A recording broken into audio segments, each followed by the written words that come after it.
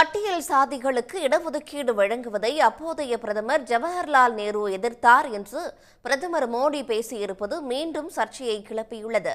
பீகார் மாநிலம் மோத்திஹரி என்ற இடத்தில் நடைபெற்ற பிரச்சார பொதுக்கூட்டத்தில் உரையாற்றிய மோடி முன்னாள் பிரதமர் நேருவையும் காங்கிரஸையும் மீண்டும் கடுமையாக விமர்சித்தார். இடஒதுக்கீட்டின் பயன்களை மத அடிப்படையில் வழங்க இந்தியா கூட்டணி திட்டமிட்டுள்ளதாக பிரதமர் மோடி மீண்டும் குற்றம் சாட்டினார்.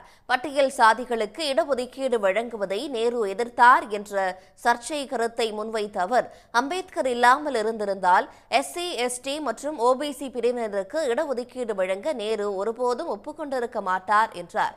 அப்போதைய முதலமைச்சர்களுக்கு நேரு எழுதிய கடிதங்களில் இடஒதுக்கீட்டின் மீதான தமது கண்ணோட்டத்தை நேரு தெளிவுபடுத்தினார் என்றும் பிரதமர் மோடி குறிப்பிட்டுள்ளார்.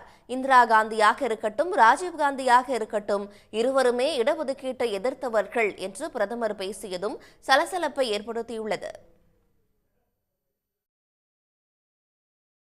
तो नेहरू जी एससी एसटी को आरक्षण नहीं मिलने देते। उन्होंने तो मुख्यमंत्रियों को चिट्ठी लिख करके विरोध किया था। नेहरू जी ने, नेहरू जी से लेकर राजीव गांधी तक इस परिवार के जितने प्रधानमंत्री हुए सबने ओबीसी आरक्षण का विरोध किया।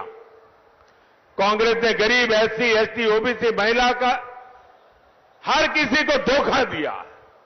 इसलिए आज सिर्फ एक ही वोट बैंक उनके पास बचा है। எஸ்சி, எஸ்டி, ஓபிசி பிரிவினரின் ஆதரவை காங்கிரஸ் கட்சி இழந்து விட்டதாகவும் அதனாலேயே ஓட்டு ஜிஹாத் செய்பவர்கள் மீது மட்டும் தற்போது அந்த கட்சி கவனம் செலுத்துவதாகவும் பிரதமர் மோடி குற்றம் சாட்டினார். பட்டியல் சாதி மக்களின் உரிமைகளை பாஜக தான் பாதுகாத்து வருகிறது என்று குறிப்பிட்டுள்ள மோடி, தேசிய ஜனநாயக கூட்டணியால் தான் எஸ்சி, எஸ்டி, ஓபிசி பிரிவினர் பாதுகாப்பாக இருக்கிறார்கள் என்றும் குறிப்பிட்டார். இதற்கிடையே ஒடிசா மாநிலம் பூரியில் பிரச்சாரம் செய்த உள்துறை அமைச்சர் அமித் ஷா, ஒடிசாவை ஒரு தமிழன் ஆழ்வதா என்று ஓய்வு பெற்ற தமிழக ஐஏஎஸ் அதிகாரியான வி.கே. பாண்டியனை குறிப்பிட்டு பேசியதும் விவாத பொருளாகியுள்ளது. உடனுக்குடன் செய்திகளை தெரிந்து கொள்ள சன் நியூஸ் பெல் ஐகானை கிளிக் பண்ணுங்க.